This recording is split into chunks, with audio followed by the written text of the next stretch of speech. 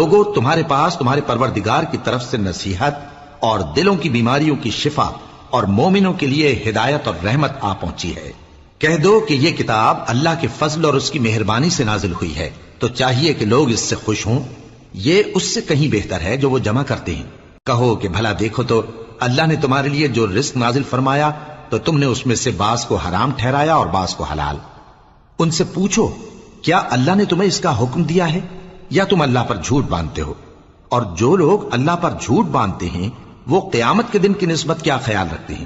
بے شک اللہ لوگوں پر مہربان ہے، لیکن اکثر لوگ شکر نہیں کرتے۔ اور تم جس حال میں ہوتے ہو، یا قرآن میں سے کچھ پڑھتے ہو یا تم لوگ کوئی اور کام کرتے ہو، جب اس میں مصروف ہوتے ہو تو ہم تمہارے پاس ہوتے ہیں، اور تمہارے پروردگار سے کوئی ذرہ بھر بھی چیز پوشیدہ نہیں رہتی، نہ زمین میں اور نہ آسمان میں،